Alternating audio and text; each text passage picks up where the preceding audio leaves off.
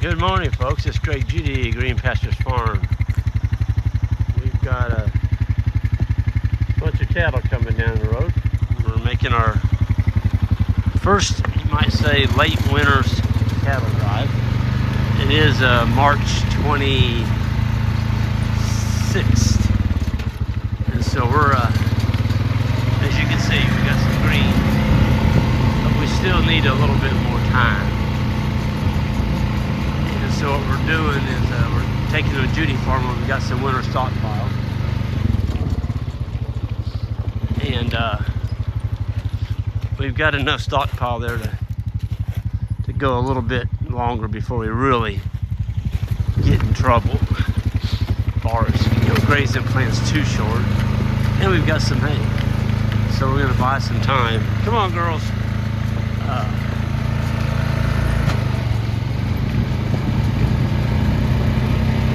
It's cold out here this morning. Sorry, George. I say it's cold. On the four-wheeler, it's cold. It's not cold. It's not Minnesota cold. But we start getting warmer nights, and we're going to start seeing that grass just crank. You see all those brown spots out there on that field? That's broom sedge. That guy that had that, gave away the hay for years and years and years and years. And finally the guy that was baling the hay refused to come back and bale it anymore. His cows wouldn't eat it. It's just solid broom sedge. And so when you take grass off of a farm, folks, I can remember that was a beautiful grass farm over there. Look at it.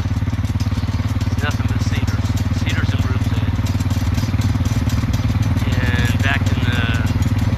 Mid-70s, that was one of the best grass farms around. It's hard to believe. Look at that. Just nothing but cedars and broom. And there's some autumn olives mixed in there too.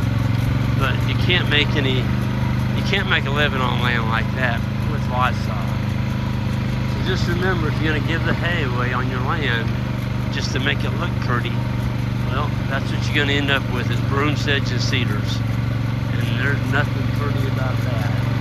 It's not even good wildlife feed. I mean, the deer will lay down in the cedars, don't get me wrong, but they're not going to eat broom sedge. I don't know if you saw that trail back there, but that trail is coming out of them broom sedge and it's going to our farm to eat our grass.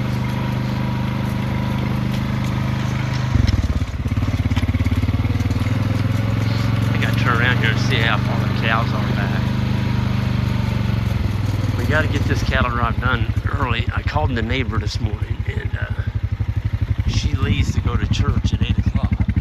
I'm sorry, 9 o'clock. And it's 8:35. So we got 25 minutes to go a mile. A little over a mile.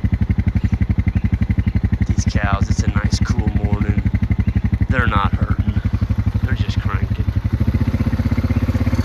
They're like, where do you want us to go, Ray? We'll go.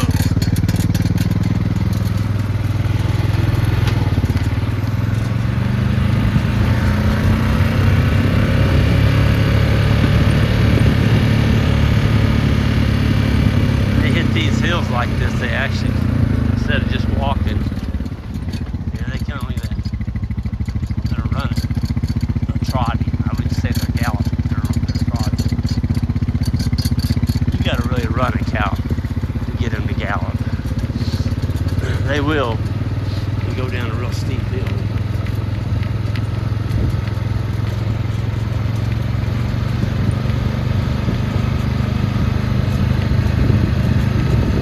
We fenced off the front of this ditch here up at the top of the hill. We found out if we'll do that, they won't walk on it. Now, I don't want to tear up my neighbor's road frontage. Oh my goodness, there they went.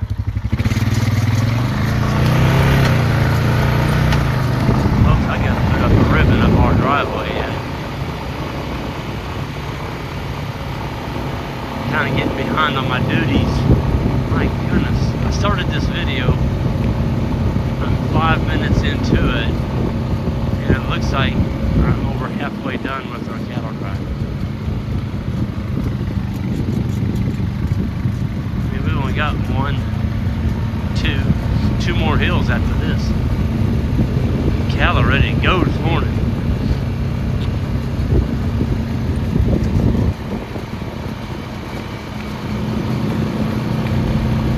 And the one thing, my fingers are about to freeze off holding this camera. So I got to use my right hand for the throttle. We'll be there in a minute. Ooh, that's what I thought. So we got it a little bit low right there. And so I'll show you all a trick. Check this out. So if you got a loose fence, all you got to do is pull your post up and twist it. Isn't that cool? And then you just stick it back in the ground. There it is. You gotta tighten that in. That's our trusty polyester ribbon. I love that stuff. We got about, I don't know, 10 or 12 rolls of that. I like it because it's very visible.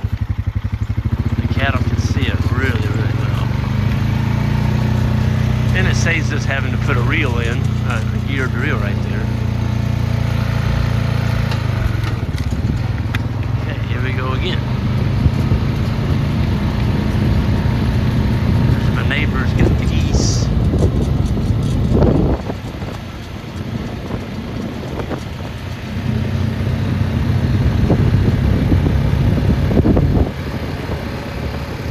Keep sticking my finger in front of the camera.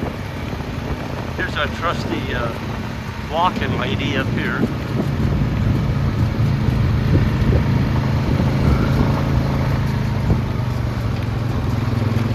What are you doing? That's a good woman right there.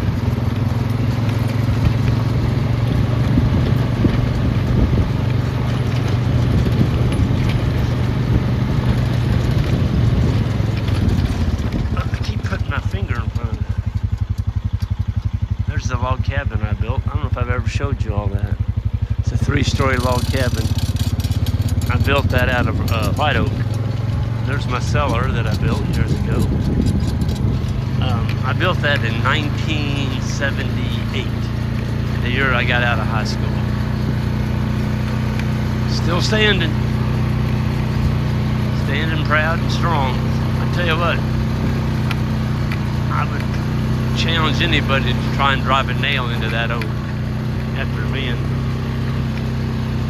up for 40 years.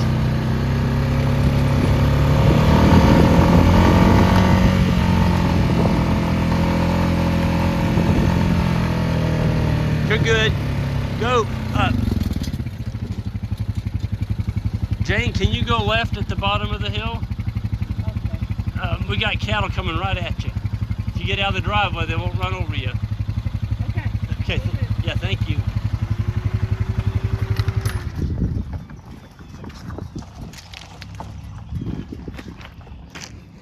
They don't usually go out till 9:30. That's a different lady. Anyway. They're gonna go left at the bottom of the hill. That way they're not running into our cattle drive. So anyway, that's a wrap on the cattle drive this morning. I'm gonna get that 4-wheeler out of the way and tie this wire across here to keep them from going out on this lush, pretty grass out here. So everyone have a good one, and we'll see you down the road next time.